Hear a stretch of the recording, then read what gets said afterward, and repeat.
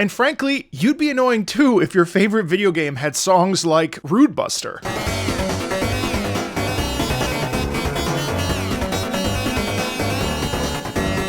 Ironically, what's amazing about that track to me is how much inherent confidence there is in it. Of course, the piano is effervescent, it's pervasive throughout it. It has this energy in it that makes you feel like you're going up against somebody that, first of all, is a robot. So I don't even know if that's true because I have not played Deltarune just yet. There's this energy of it of like, hey man, back off. You have no idea what's coming. Especially when we kick into the middle section of this.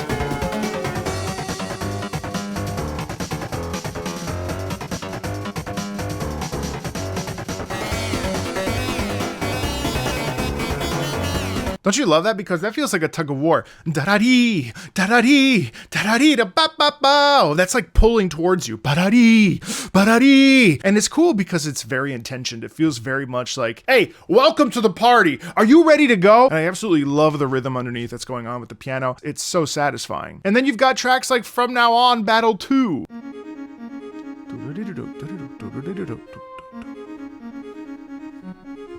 This like mixed meter.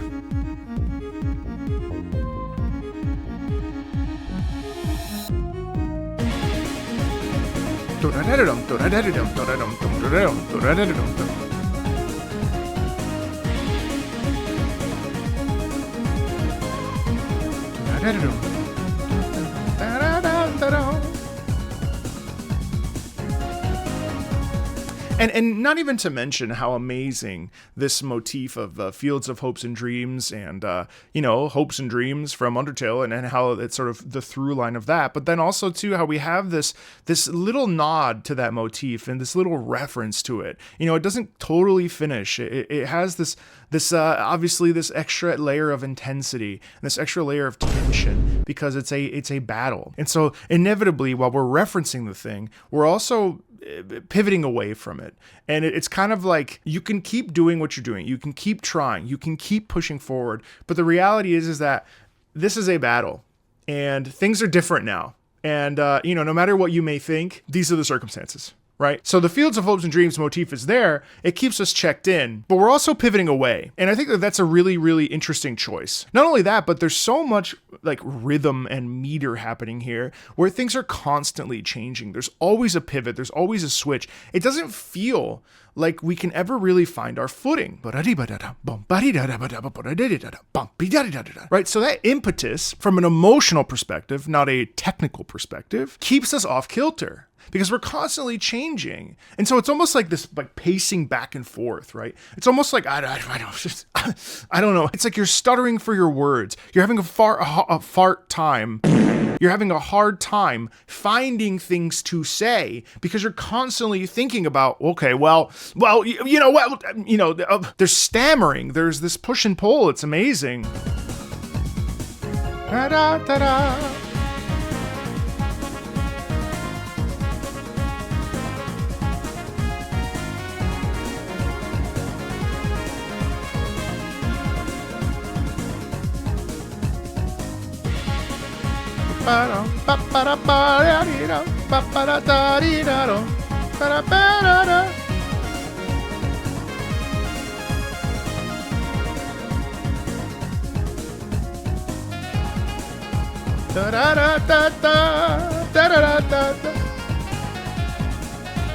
See, even that. We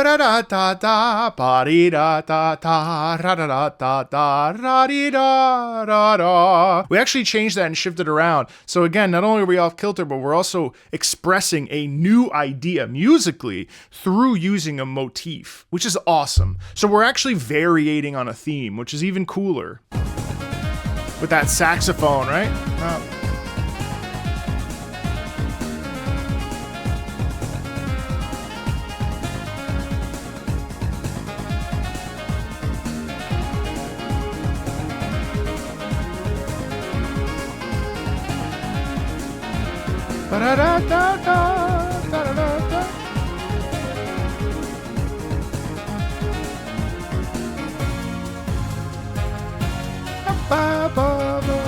And it's amazing. Listen to this lick. So you get the piano going, da-da-dee-da-dum, ba-dee-da-dee-dum, bum, ba-da-da-dee-da-dum. You get this wonderful arpeggiation happening in the piano, and then you get this beautiful harmony in the saxophones, which is essentially saying like, hey, no, we're going to do this. We're going to power through together. And that piano underneath is the spirit. The piano underneath is the heart and soul underneath, inside of you, that commitment, you know, seeing something through, tenacity, you know, being direct, moving through an obstacle, you know, conviction. And the saxophones, that's the harmony there. That's where we're taking action. Maybe it's solo and we get a little bit of a boost. Maybe it's with somebody else. Right? But that's this coming together moment of like, you know what? We can do this. Da, da, da, da,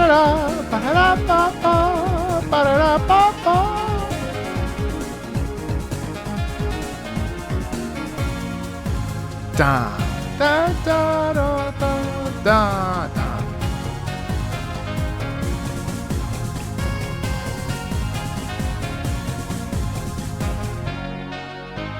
And then when it ends with this sense of unity and focus, you know, especially with the way the percussion ends that. Ba, be, da, ba, da, dee. We have a little bit of a rallentando, kind of, but what we really lean into is this idea of that real sense of focus and forward drive, even at the end. You know, sometimes it's easy to pitter out at the end and say, you know what, I've had enough. No, this is the opposite. This is continuing the thought process throughout.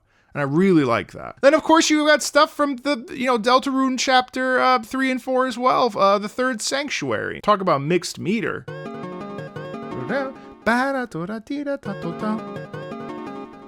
love this gap in here.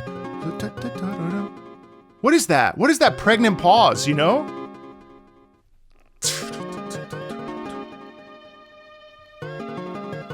Notice that now it's filled with the strings. That string is sustaining in that pregnant pause.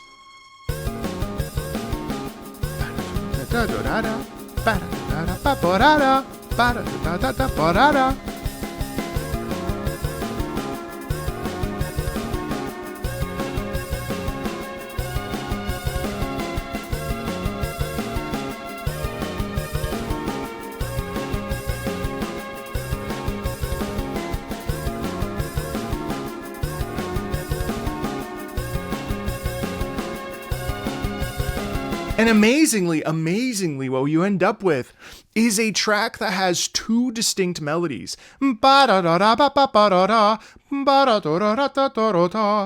what we have in the left hand, right? In the lower portion, the accompaniment. And then the strings have their own thing.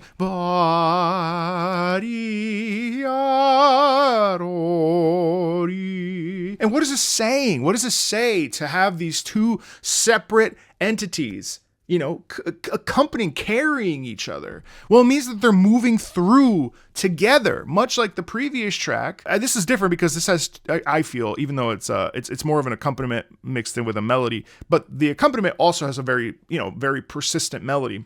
And I think like that is leading us to a new horizon. You know, this is a place where we are trying to find our sense of reality, our sense of purpose, our sense of value. Oh, I don't know.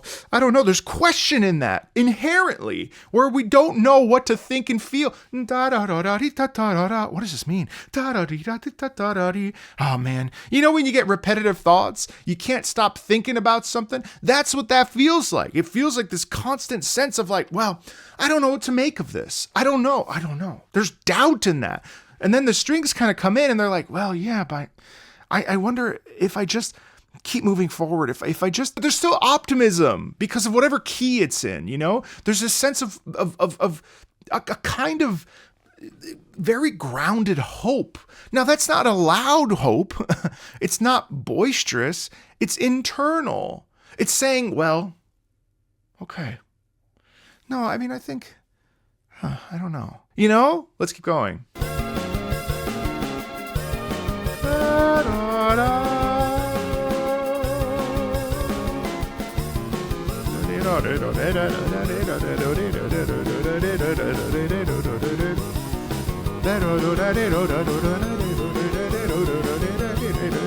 That's doubt. That's doubt.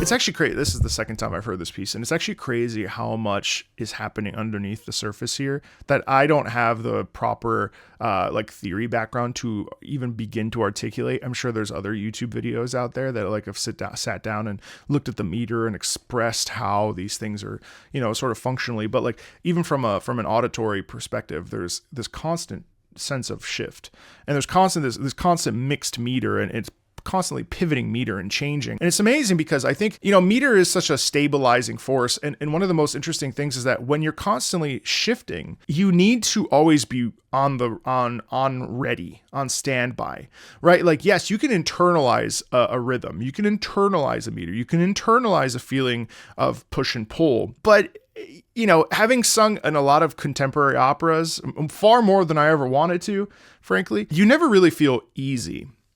You always feel like, okay, all right, here it is. Okay, I got it.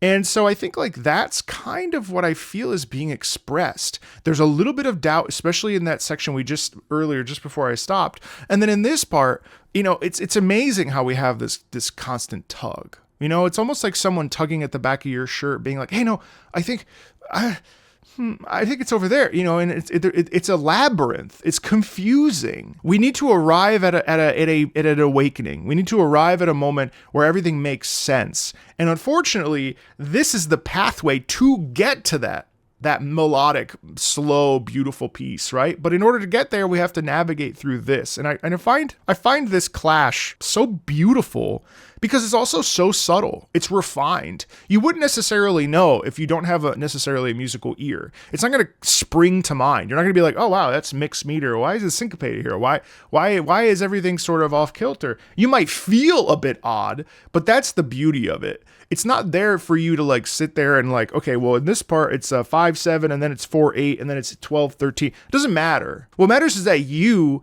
as a fan of Deltarune or a person listening to this music or playing this game, feel whatever you're supposed to feel. Not only given the context, but also given the musical context. Which that's the one thing about Toby Fox, whether it's Undertale or Deltarune, the music tells the story. Right? And it doesn't really matter if it's right or wrong based on context. What matters is that you are feeling something. And Toby has an unbelievably great way of doing that, of really placing the player into this sensation of like a story, even if it's just through music.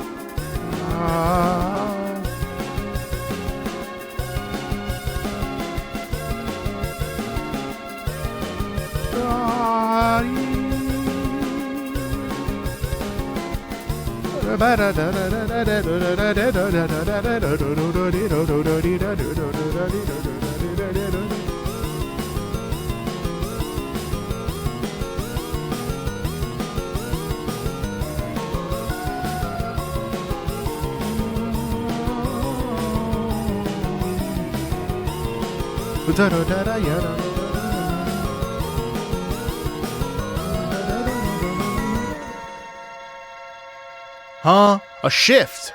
What's happening? Only the upper register stuff with some nice harmony.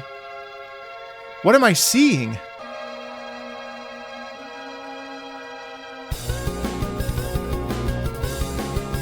Listen how it fills out with the bottom bass. Oh my god.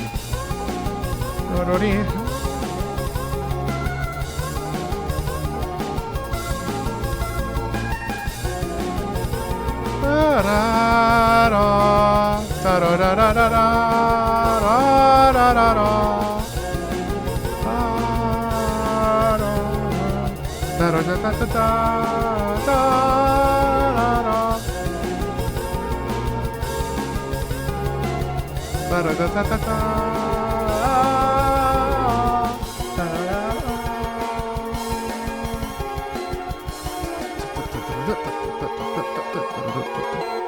that's the payoff. That's when the angels sigh. That's when the angels call out to you. That's when we get that fullness, when the organ goes brrrr, and everything reverberates around you and inside of you. And that's all this, the first 3 minutes, you might be tempted to stop. You might be tempted to be like, well, I don't want to listen anymore. And then wham! You find it. You find that purpose. You find that calling. I see it. I see you, right? I recognize this. This is an awakening. Your eyes get wide. Everything makes sense. The struggle was worth it. Suffering was worth it. Da, da, da, da.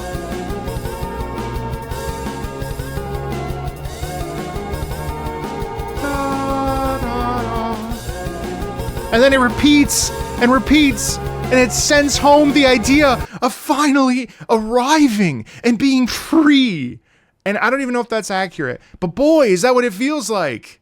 That's amazing. I mean, it's such a satisfying sound, especially after 3 minutes of this sort of repetitive undulation where you don't know what's happening. You don't know where you're going. You're going further and further into the pit. What is the answer? What is the answer? Please show me a sign. The heavens part, and there's the sign. It's crazy, crazy subtle, crazy effective. You just have to be patient and let that shit cook. Then we go over to chapter 5, which I still don't know a lot about, and we get Flower Man.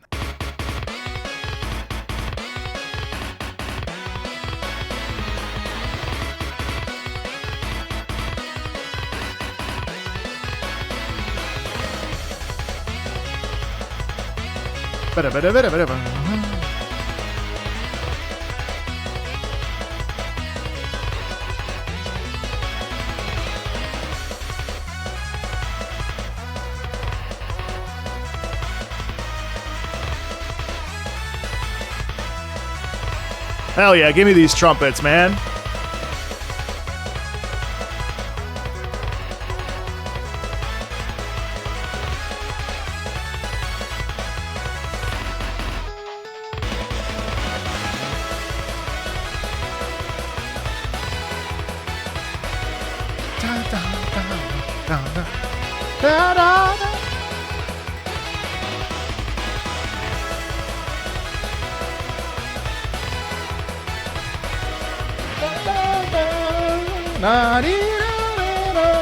There we go. Oh, dip in there.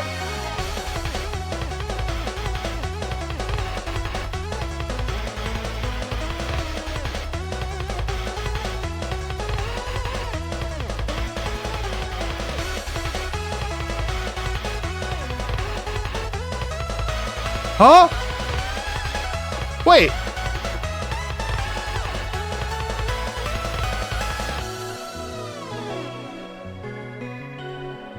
I know that motif.